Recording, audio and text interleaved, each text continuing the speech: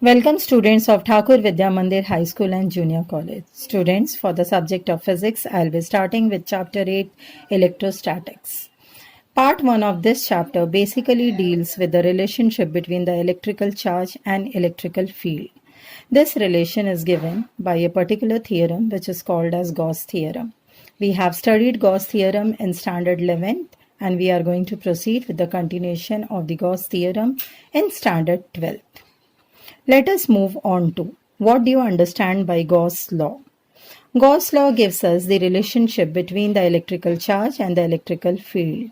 The law is given as phi, which is nothing but the electrical flux, is equal to Q divided by epsilon naught, where Q stands for the electrical charge and epsilon naught is the permittivity of the charge in the free space, which could be written as integral of the electrical field intensity acting on this particular charge multiplied at which the particular charge is placed, that is a small area ds.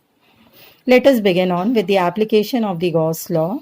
The application of the Gauss law is applied in the first three fields which you could see out here in the tree diagram. The three electrical fields which we are going to study today would be one due to the charged sphere, second one due to the charged wire, and the third one due to the charged infinite plane. Later on, the two subheads which you could see would be electrical potential and potential energy. Let me begin with the first part of the electrical field intensity, which is felt due to a uniformly charged spherical shell. Students, just see this diagram which is shown out here. It is the spreading of the particle or the electrical charge in space in a form of hollow sphere. You could see the different arrows pointed out in the various directions, which forms nothing but a Gaussian surface which is electrically charged. Capital E represents the electrical intensity falling on that particular electrical charge. The small area ds is represented out here, and this small circle is representing the particle whose electrical intensity which we are going to study now. Let us begin on with the derivation part. Consider a sphere of the radius r with its center located at O, charged to a uniform density. Uniform density, students, is designated by sigma.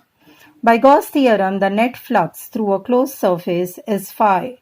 Phi is the formula Q upon epsilon naught given by the Gauss theorem. Second, your E multiplied by ds, that is the electrical intensity multiplied over the area ds, is given by ds cos theta, which is equal to E ds.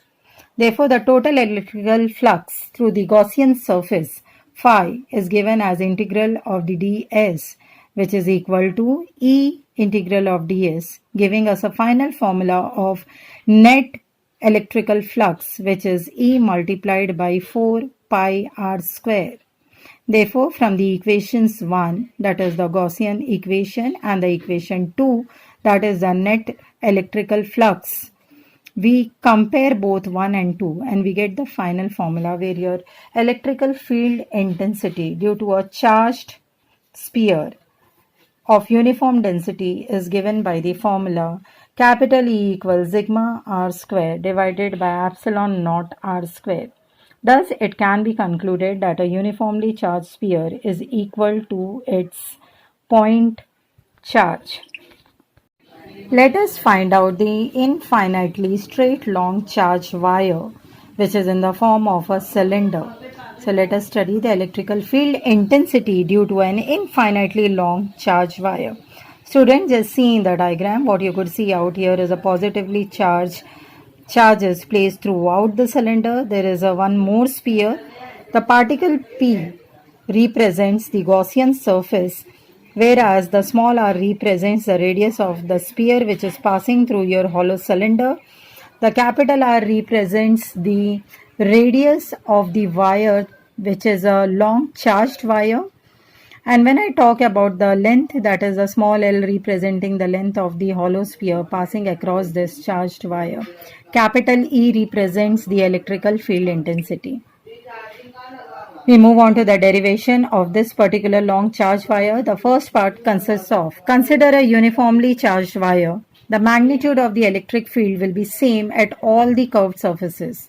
As seen earlier, your electrical field intensity is multiplied by ds, which is in the vector form. When I represent it in a form of ds, I could write it as E multiplied by ds cos theta. Cos theta is equal to 1. So I get the formula E multiplied by ds. The second part of this derivation is finding out the total electrical flux through the Gaussian surface, where phi, that is the net electrical flux, is given by as integral of electrical field intensity multiplied over an area ds. So the final formula which I get is E multiplied by 2 pi r.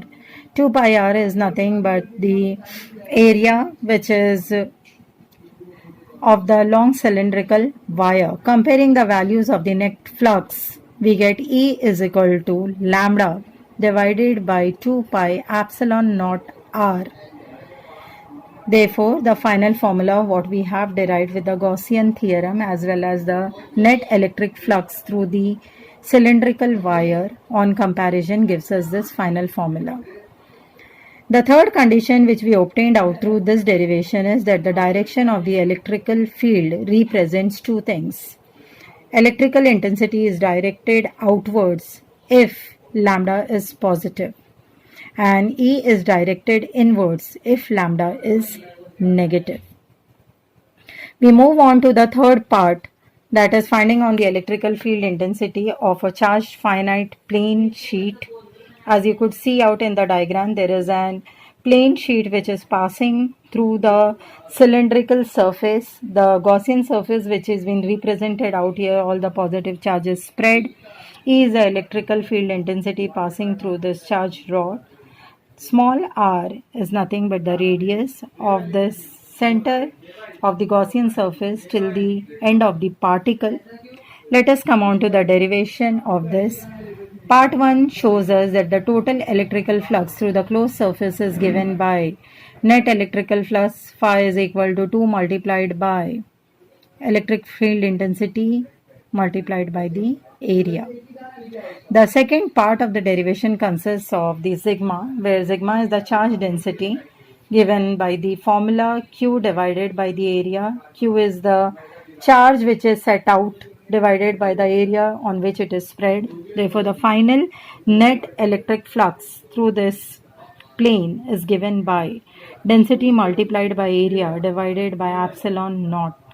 Thus, the total electrical field intensity formula which we obtain out here is capital E is equal to sigma divided by 2 epsilon naught.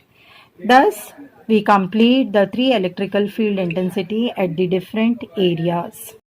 The last topic of today's part 1 is finding out an expression for the potential energy for the charge which is being displaced over a total charge Q.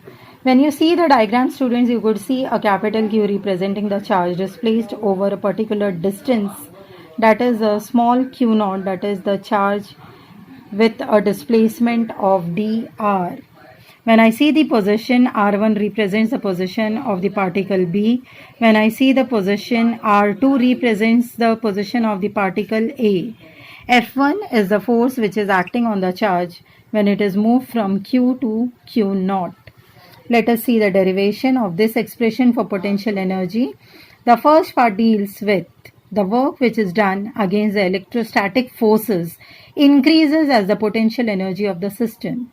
The potential energy is represented by du equals force multiplied by dr.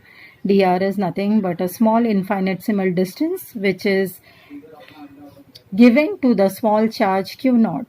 It is also represented as a negative of minus f multiplied by dr, that is the displacement against the direction. Second, we come on to the displacement of charge from initial position A to final position B. The change in the potential energy is represented by delta U, which is nothing but integral of du, represented as integral of minus f multiplied by dr, which is your first formula obtained in the first part of this expression. Let us integrate this. We get the value of the work which is done on the particle moving from A to B.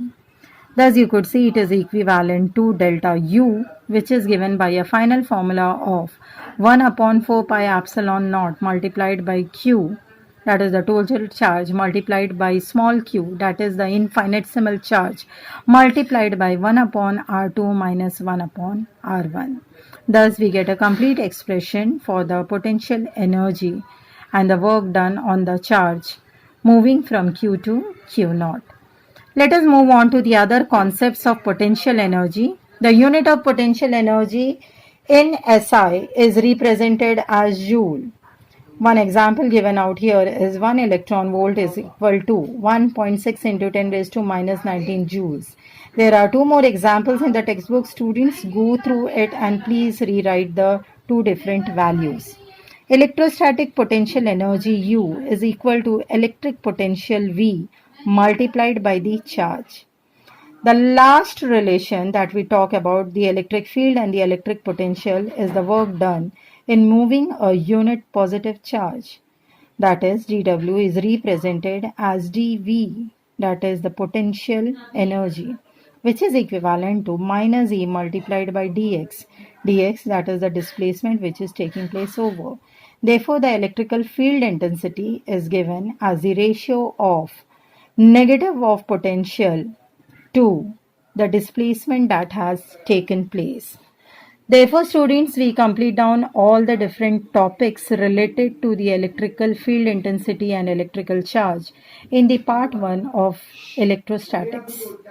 Please go through the assignment questions. The different assignment questions mentioned out here are as follows: stating the formula of the Gauss law, writing down the relation of electrical field on a uniformly charged sphere, followed by electrical field intensity on an infinitely long charged wire, and so on.